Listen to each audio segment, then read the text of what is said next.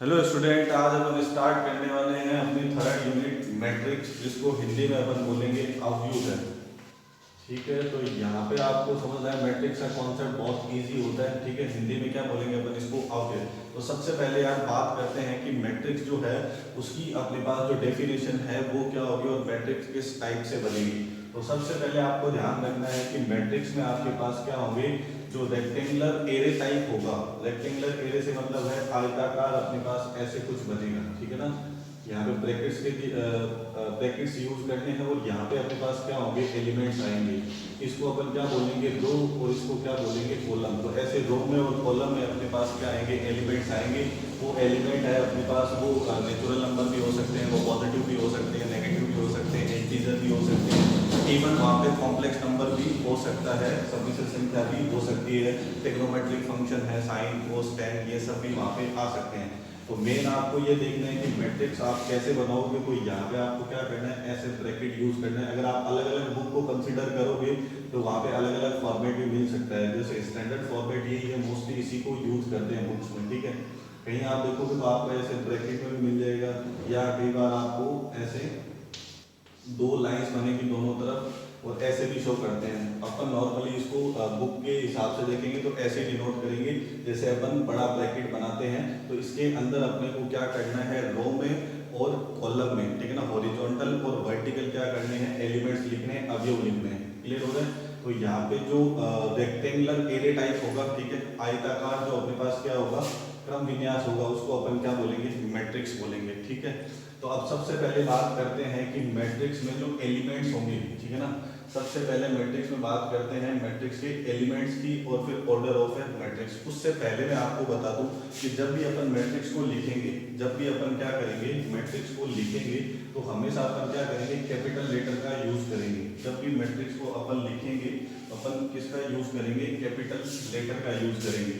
Suppose अपने को लिखना है एक मैट्रिक्स ए, है ना, तो कैपिटल लेटर से लिखेंगे और उसके जो एलिमेंट्स होंगे, ठीक है ना, तो उनको क्या लिखेंगे, स्मॉल लेटर से लिखेंगे। जैसे यहाँ पे मैंने लिखा A11, A12, A13, तो ऐसे आगे चलता रहेगा। और यहाँ पे लिखा A21, A22, ये इस तरीके से जिस ऑर्डर की मैट्रिक्स होगी, अभी अपन बात करेंगे ऑर्डर के बारे में, उसके एलिमेंट्स के बारे में, तो अपन ऐसे यहाँ पे एक मैट्रिक्स बनाएंगे। तो यहाँ मेरा कहने का मतलब था कि मैट्रिक्स को हमेशा अपन कैपिटल लेटर से लिखेंगे और उसके एलिमेंट को हमेशा स्मॉल लेटर से लिखेंगे। ठीक है, तो यहाँ पे आपको ये दिख रहा होगा कि यहाँ पे मैंने लिखा है A11, A12, A13, यहाँ पे लिखा है A21, A22। ठीक है ना, नेक्स्ट अगर मैं रो में आ जाऊंगा तो ये समझ में आ रहा है, ये क्या है, अपने पास रो है, पंक्तियां हैं। ठीक है, और ये मेरे पास क्या है, इसके कॉलम्स है। ठीक है ना, इस टाइप से जो खड़े हैं ये क्या है, कॉलम है, और ये इस टाइप से क्या बन रखे हैं, मेरे पास पंक्तियां बन रखी है। ठीक है, तो यहाँ आपको देखना है कि जैसे मैं लिखा A11, ठीक है ना, तो इसका मतलब अपने पास क्या है, फर्स्ट रो का फर्स्ट एलिमेंट। 11 का मतलब क्या है, फर्स्ट रो का फर्स्ट एलिमेंट, और 12 का मतलब क्या है, फर्स्ट रो का सेकंड एलिमेंट। क्लियर हो रहा है। और 13 का मतलब क्या है, फर्स्ट रो का थर्ड एलिमेंट। इस तरीके से अपन लिखेंगे। और यहाँ पे 21 का मतलब क्या है, सेकंड रो का फर्स्ट एलिमेंट। तो इस तरीके से अपन क्या करेंगे, मैट्रिक्स बनाएंगे। मैट्रिक्स को हमेशा कैपिटल लेटर से लिखेंगे और उसके एलिमेंट को हमेशा स्मॉल लेटर से रिप्रेजेंट करेंगे। और यहाँ पे मैट्रिक्स के कोने में, जैसे यहाँ पे मैंने ये मैट्रिक्स बनाई है, तो यहाँ पे कोने में अपन क्या लिखेंगे, m क्रॉस n। ठीक है ना, तो यहाँ पे अपने पास आएगा मैट्रिक्स का ऑर्डर। क्लियर हो रहा है। तो नेक्स्ट अपन बात करने वाले हैं एलिमेंट ऑफ मैट्रिक्स और मैट्रिक्स के ऑर्डर की बात करने वाले हैं। ठीक है, तो आई थिंक मैट्रिक्स का जो बेसिक था, ठीक है, ज्यादा बात नहीं करके जो काम की बातें थी वो मैंने आपको उसमें बता दी। ठीक है, तो ऑर्डर ऑफ ए मैट्रिक्स की बात करते हैं। तो यहाँ पे आपको ऑर्डर ऑफ मैट्रिक्स में, जैसे सपोज मैंने एक मैट्रिक्स लिया, ठीक है, 2 1 3 2, सपोज आप माइनस लेना चाहते हो, कुछ भी ले सकते हो, कोई भी नंबर आ सकते हैं, जैसे मैंने आपको भी बताया था। ठीक है ना, ऑर्डर ऑफ मैट्रिक्स लिखा, तो सबसे पहले यहाँ पे जैसे मैंने ऑर्डर में क्या लिखा है, m क्रॉस n। आपको बुक्स में भी क्या मिलेगा, m क्रॉस n ही मिलेगा, बट अगर आप मेरे हिसाब से देखो तो आप m क्रॉस n को याद नहीं करके आप इसको r इंटू सी याद रखो। r का मतलब क्या हो गया, रो, पंक्ति को, c का मतलब क्या हो गया, कॉलम। तो वो चीज आपको यहाँ पे लिखनी है। जैसे यहाँ पे अपन देखेंगे तो अपने पास 2 1 है, ये क्या है, एक रो है, और -3 2 है, ये भी क्या, एक रो है। तो इस मैट्रिक्स ए के अंदर, इस मैट्रिक्स ए के अंदर अपने पास क्या है, दो रो है, ठीक है ना। r इंटू सी का मतलब r क्या हो गई, कितने नंबर ऑफ रो है, इसमें कितनी पंक्तियां हैं, तो कितने हैं, दो। कॉलम कितने हैं यहाँ पे 2 है। तो यार इस मैट्रिक्स का जो ऑर्डर होगा, इस मैट्रिक्स का जो ऑर्डर होगा उसको अपन किससे लिखेंगे, 2 क्रॉस 2 से लिखेंगे, ठीक है ना। 2 क्रॉस 2 करके फोल्ड नहीं करना है, ठीक है ना। 2 क्रॉस 2 से ये क्लियर होगा कि पहले वाला 2 किसको बता रहा है, रो को बता रहा है कि इस मैट्रिक्स में आपके पास, इस अवयव में आपके पास रो कितनी है, पंक्तियां कितनी है, और इनटू सी कर रखा है। तो यहाँ पे जो 2 लिखा है तो ये बता रहा है कि यहाँ पे कॉलम कितने हैं, समझ में आ रहा है। तो यहाँ पे m इंटू n नहीं करके आपको क्या करना है, r इंटू सी करना है, ताकि आपको ये समझ में आ जाए कि यहाँ पे रो कितनी है और कॉलम कितने हैं। बहुत सारे स्टूडेंट को अगर ऑर्डर पूछते हैं तो वो बोल देते हैं कि 2 क्रॉस 2 ऑर्डर कितना हो गया, 4 हो गया। 4 ऑर्डर नहीं होता है, 4 क्या होगा, अगर इनका आउटपुट देखें कि 2 को सही में 2 से गुणा करते हैं तो कितना आएगा, 4 आएगा। वो आपके पास क्या होगा, एलिमेंट्स ऑफ मैट्रिक्स, ठीक है ना। तो उसमें नंबर ऑफ एलिमेंट्स कितने हैं, ठीक है ना, number of elements, number of elements in A matrix. तो उसको अपन क्या लिखेंगे, जैसे m इंटू n है तो यहाँ पे r की रो c लिख दे, यहाँ में r से लिख देता हूँ, मीन्स इनका आउटपुट कितना आएगा, 4 आएगा। तो आप देख सकते हो इस मैट्रिक्स में एलिमेंट कितने हैं, 1 2 3 4, कितने एलिमेंट है, 4 एलिमेंट है। तो इनका जो आउटपुट होगा वो क्या होगा, number of elements in A matrix. Clear हो रहा है। तो यहाँ पे अब मैं डिफरेंट टाइप की मैट्रिक्स बना लेता हूँ, जैसे मैंने यहाँ पे बनाया इस तरीके से 2 1 -1 3 2 4 5 0 3, ठीक है। कुछ भी मैंने डाटा लेके, कुछ भी नंबर्स लेके मैंने एक मैट्रिक्स बना ली। तो अब यहाँ पे अपने को ये देखना है कि इसका ऑर्डर कितना होगा, ठीक है ना। तो यहाँ पे आप देखो कि रो कितनी है, 1 2 और 3, और फिर कॉलम कितने हैं, 1 2 और 3। अपने को यहाँ पे ऑर्डर के लिए क्या लिखना होगा, r इंटू सी। r मतलब रो कितनी है, मीन्स पंक्तियाँ कितनी है, और सी मतलब कॉलम कितने हैं, ठीक है ना। तो यहाँ पे रो कितनी है अपने पास, 1 2 3, ये क्या है अपने पास, r1 है, ठीक है ना। इसको रो 1 बोलेंगे, इसको क्या बोलेंगे, r2, इसको क्या बोलेंगे, r3, इसको क्या बोलेंगे, c1, इसको c2 और इसको c3, ठीक है ना। तो इस मैट्रिक्स का ऑर्डर कितना हो जाएगा, 3 क्रॉस 3। और इसमें नंबर ऑफ एलिमेंट की बात करेंगे कि कितने अवयव होंगे, तो 3 क्रॉस 3 को क्या लिख देंगे अपन, 9। तो टोटल इसमें एलिमेंट कितने होंगे, अवयव कितने होंगे, 9 होंगे, ठीक है। इतना क्लियर है। तो मैट्रिक्स के बारे में बता दिया, मैट्रिक्स को हमेशा कैपिटल लेटर से लिखेंगे और उसके एलिमेंट को हमेशा स्मॉल लेटर से लिखेंगे, ठीक है। एलिमेंट्स ऑफ अ मैट्रिक्स के लिए मैंने बताया, एलिमेंट को स्मॉल लेटर से लिखेंगे। और किसी भी मैट्रिक्स में अगर अपने को कैलकुलेट करना है कि वहाँ पे नंबर ऑफ एलिमेंट्स कितने हैं, इस मैट्रिक्स के अंदर अवयवों की संख्या कितनी है, तो यहाँ पे जो भी ऑर्डर होगा, ठीक है ना, ऑर्डर कौन डिसाइड करेगा, अपन डिसाइड करेंगे, या क्वेश्चन में अपने को पहले से वहाँ पे गिवन होगा कि इस ऑर्डर की मैट्रिक्स की आपको बात करनी है, ठीक है ना। ऑर्डर को अगर कंफ्यूज होते हैं हिंदी मीडियम के बच्चे, तो ऑर्डर को अपन क्या बोलेंगे, क्रम बोलेंगे, ठीक है ना। तो क्रम में आपको ध्यान रखना, बुक में है m क्रॉस n। मैंने आपको क्या बोला, आपको क्या याद रखना है, r इंटू सी, ठीक है ना। r इंटू सी मतलब 2 क्रॉस 2 करोगे। क्लियर हो रही है बात। 2 क्रॉस 2 का मतलब क्या है, इसमें 2 रो है और 2 क्या है, कॉलम है। उसका आउटपुट आ जाएगा तो वहां पे पता चल जाएगा कि वहां पे एलिमेंट्स कितने हैं उस मैट्रिक्स में, अवयव कितने हैं, ठीक है। तो ऑर्डर की भी बात होगी।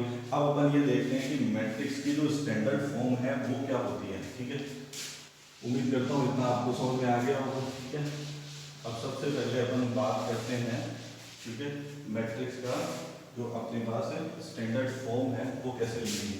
सपोज अपने पास एक मैट्रिक्स है ए, है ना, तो उसका स्टैंडर्ड फॉर्म क्या होगा, तो यहाँ पे क्या है, ए आई जे ब्रैकेट के अंदर, ठीक है, एक capital A equal to bracket में क्या है, स्मॉल ए आई जे, और यहाँ पे लिखा है m क्रॉस n बुक के हिसाब से। और मेरे हिसाब से देखोगे तो अपने को क्या याद रखना है, r इंटू सी।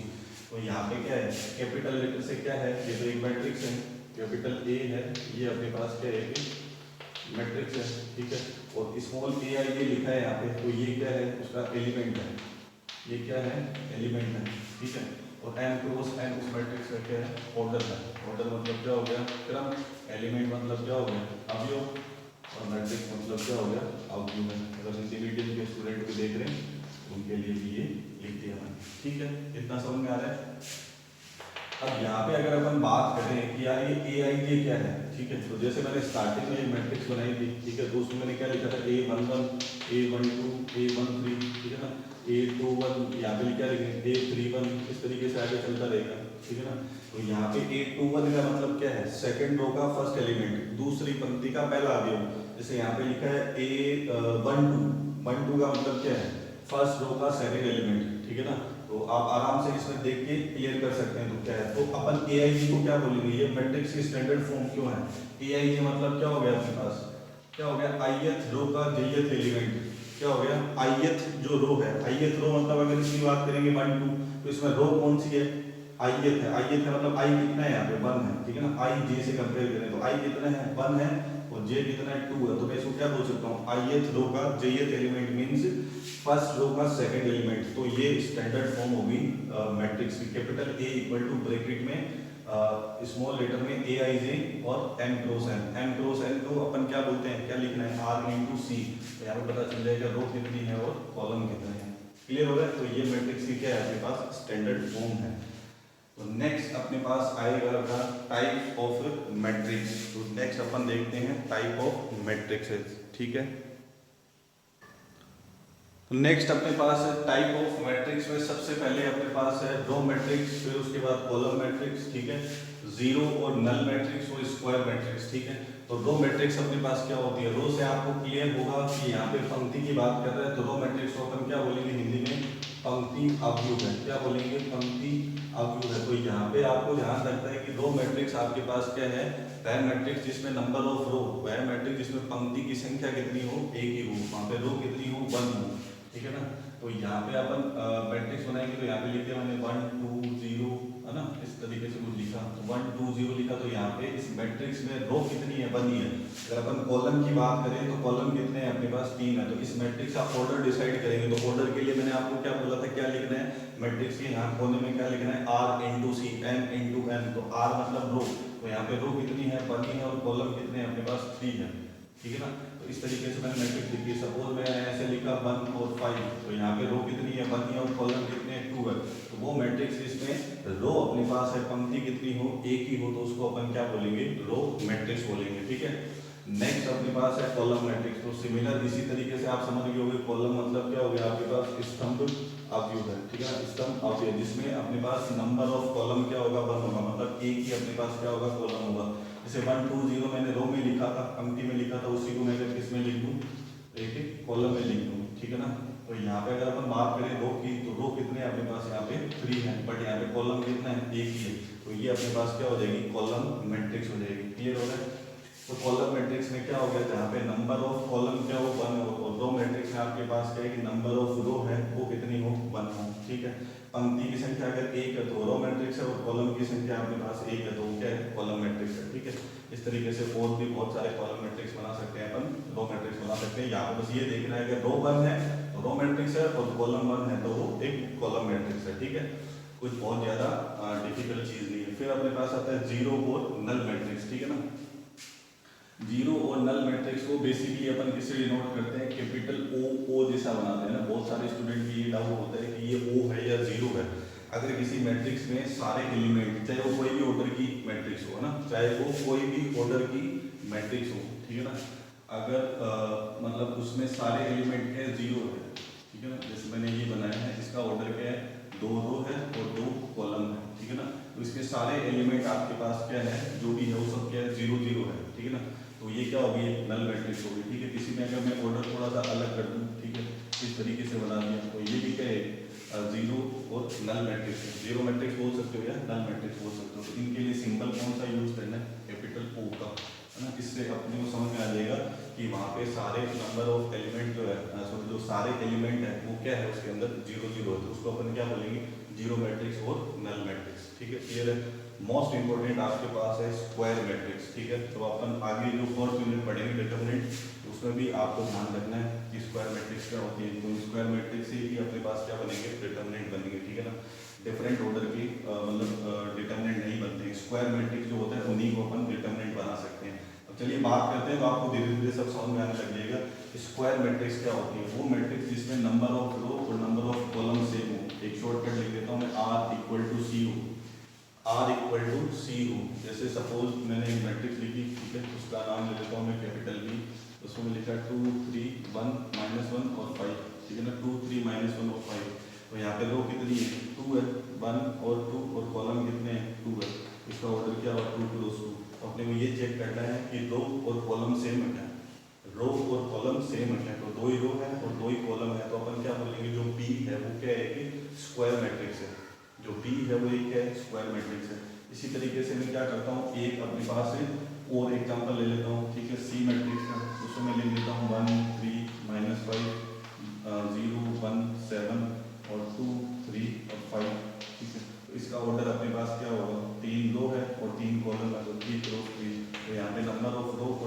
कॉलम क्या आपके पास सेम है, रो भी 3 है और कॉलम भी कितने हैं 3 है, तो वो क्या हो गया आपके पास एक स्क्वायर मैट्रिक्स। ठीक है, तो इस तरीके से अभी अपन ने 4 टाइप डिस्कस कर लिए, row matrix, column matrix, zero matrix, null matrix या फिर स्क्वायर मैट्रिक्स। नेक्स्ट देखते हैं अपने पास कौन सा टाइप है। तो इसी में नेक्स्ट अपने पास है डायगोनल मैट्रिक्स, यूनिट मैट्रिक्स और इक्वल मैट्रिक्स और स्केलर मैट्रिक्स। ठीक है, तो डायगोनल मैट्रिक्स है तो डायगोनल को अपन क्या बोलेंगे यार हिंदी में, विकर्ण मैट्रिक्स। ठीक है, तो जैसे अपन ने लास्ट में कहा था स्क्वायर मैट्रिक्स, तो स्क्वायर मैट्रिक्स को क्या बोलेंगे, वर्ग अवयव। डायगोनल मैट्रिक्स को क्या बोलेंगे, विकर्ण अवयव। तो यहाँ पे आपको ध्यान रखना है कि केवल जो अपने पास एलिमेंट होंगे वो किस में होंगे, डायगोनल में होंगे। कोई भी मैट्रिक्स है तो उसमें जैसे अपने पास डायगोनल बनेगा, विकर्ण बनेगा, लाइक इस तरीके से जैसे मैंने लिखा 1 0 0 0 2 0 0 0 और -5। तो इस तरीके से अगर आपके पास कुछ मैट्रिक्स बन रही है, ठीक है, जब इसके डायगोनल में जैसे ये आपको दिख रहा है, ये इसका क्या है, डायगोनल है। ठीक है, यहाँ पे आपके पास क्या है, केवल एलिमेंट्स है, क्या है 1 2 और -5। बाकी सारे एलिमेंट क्या है, 0 है। बाकी सारे एलिमेंट क्या है, 0 है, तो उसको अपन क्या बोलेंगे, डायगोनल मैट्रिक्स बोलेंगे, विकर्ण आपने बोलेंगे, क्योंकि इसके विकर्ण में ही, इसके डायगोनल में ही एलिमेंट है। ठीक है, बाकी सारे एलिमेंट ऊपर और नीचे क्या है, 0 0, तो इसको क्या बोलेंगे अपन, डायगोनल मैट्रिक्स बोलेंगे। ठीक है, नेक्स्ट अपन आते हैं स्केलर मैट्रिक्स में। ठीक है, इसको क्या बोलेंगे, अदिश अवयव है। ठीक है ना, स्केलर और वेक्टर आपने पढ़ा होगा, उससे हालांकि कुछ लिंक नहीं है, बट इसका नाम क्या है, स्केलर मैट्रिक्स। तो इसमें आपके पास क्या होगा, जैसे इसी टाइप से स्केलर मैट्रिक्स की अगर अपन बात करें तो उसमें जैसे अभी मैंने डायगोनल में जो नंबर लिखे हैं और वो नंबर क्या होंगे आपके पास, सेम होंगे। वो नंबर क्या होंगे, सेम होंगे। सपोज, ठीक है, मैं यहाँ पे लिखता हूँ यहाँ पे लिखता हूँ मैं 5 0 0 0 5 0 और 0 0 5। ठीक है, तो यहाँ पे ये क्या है, स्केलर मैट्रिक्स है, वो क्या है, डायगोनल मैट्रिक्स है। ठीक है, क्योंकि डायगोनल में नंबर लिखे हैं, बाकी सब क्या है, 0 0 है। बट यहाँ पे जो डायगोनल में भी अपन ने नंबर लिखे हैं, डायगोनल में भी अपन ने जो नंबर लिखे हैं वो क्या है, सब सेम है। डायगोनल में अपन ने जो नंबर लिखे हैं वो क्या है, सेम है, 5 5 5 है या -5 -5 है। तो ये क्या होगी, एक स्केलर मैट्रिक्स होगी। ठीक है, अभी नेक्स्ट अपन आते हैं यूनिट मैट्रिक्स पे। इसको अपन आइडेंटिटी मैट्रिक्स भी बोल सकते हैं, आइडेंटिटी मैट्रिक्स भी बोल सकते हैं। ठीक है ना, इसका सिंबल क्या होता है, इसका सिंबल अलग से स्पेशल आइडिया है ना, इसका एक अलग से सिंबल भी, इसको कैपिटल आई से डिनोट करते हैं अपन। यूनिट मैट्रिक्स भी बोल सकते हैं या आइडेंटिटी मैट्रिक्स भी बोल सकते हैं। हिंदी में अपन इसको बोल सकते हैं इकाई अवयव है। ठीक है ना, इकाई अवयव है, इसको किससे लिखेंगे, कैपिटल आई से। ठीक है ना, तो इसमें इन तीनों में क्या सिमिलरिटी है, डायगोनल मैट्रिक्स में क्या बोला कि केवल एलिमेंट किसमें होंगे, डायगोनल में, बाकी जो भी ऊपर नीचे होगा वो सब एलिमेंट कितने होंगे, 0। स्केलर मैट्रिक्स में क्या बोला कि डायगोनल वाले जो एलिमेंट है वो क्या होंगे, सेम, बाकी सब क्या होगा, ऊपर नीचे 0। और यूनिट मैट्रिक्स में जैसे यूनिट से आपको पता चल रहा है इकाई से, है ना, तो डायगोनल में अपने पास क्या होंगे, 1 0 0 0 1 0 0 0 1। डायगोनल में जो एलिमेंट होंगे वो सेम होंगे और वो क्या होंगे, 1 होंगे। सेम तो है, जैसे स्केलर मैट्रिक्स की अगर बात करें तो यहाँ पे भी सेम ही है, बट यहाँ पे -5 है या फिर 3 3 3 हो सकता है। अगर वही जो नंबर है वो सेम हो और वो क्या हो, 1 हो, मतलब यूनिट बने। ठीक है ना, तो अपन उसको क्या बोलेंगे, वो क्या है कि आइडेंटिटी मैट्रिक्स है, यूनिट अवयव है। उसको किससे लिखेंगे अपन, आई से लिखेंगे। क्लियर हो रहा है, तो ये अपने पास बहुत काम आएगी आगे जब अपन क्वेश्चन सॉल्व करेंगे। अगर क्वेश्चन में ऑर्डर चल रहा है अपने पास 2 क्रॉस 2, तो अपन वहाँ पे आइडेंटिटी मैट्रिक्स भी क्या करेंगे, 2 क्रॉस 2 का यूज करेंगे। जैसे यहाँ पे मैंने ये लिखा है तो ये क्या है, 3 क्रॉस 3 है, 3 ही कॉलम है और 3 ही अपने पास क्या है, रो है। तो पहले अपने को रो देखनी है, फिर क्या देखना है, कॉलम। तो 3 क्रॉस 3 R × C। ठीक है, तो कई बार ये थर्ड क्रॉस मतलब 3 क्रॉस 3 का है तो इसको अपन I3 भी बोल देते हैं। क्या बोल देते हैं, I3। अगर जैसे मैं बात करूंगा इस मैट्रिक्स की, जैसे 1 0 0 1, डायगोनल में केवल नंबर है, वो नंबर सेम भी है और वो नंबर कितना है, 1 है। तो ये भी क्या है कि आइडेंटिटी मैट्रिक्स है, इसको अपन I = लिख सकते हैं। ठीक है, तो इसका ऑर्डर क्या है, 2 क्रॉस 2, 2 ही रो है और 2 ही क्या है, कॉलम है। तो इसको अपन क्या लिख सकते हैं, I2 भी बोल सकते हैं। मतलब 2 क्रॉस 2 ऑर्डर की अपने पास क्या है, आइडेंटिटी मैट्रिक्स है। अगर 1 क्रॉस 1 की आइडेंटिटी मैट्रिक्स लिखनी है तो उसमें I = केवल क्या आएगा, 1 ही आएगा, 1 क्रॉस 1। ठीक है, अगर फोर्थ ऑर्डर की लिखनी है, वैसे अपने पास है नहीं, फोर्थ ऑर्डर की कैलकुलेट करना नहीं है, बस जो अपने पास एक्सरसाइज है उसमें आपको क्वेश्चन मिल सकता है। ठीक है ना, तो 4 क्रॉस की लिखेंगे तो यहाँ पे जैसे ये 3 क्रॉस 3 की लिखी है तो 4 क्रॉस 4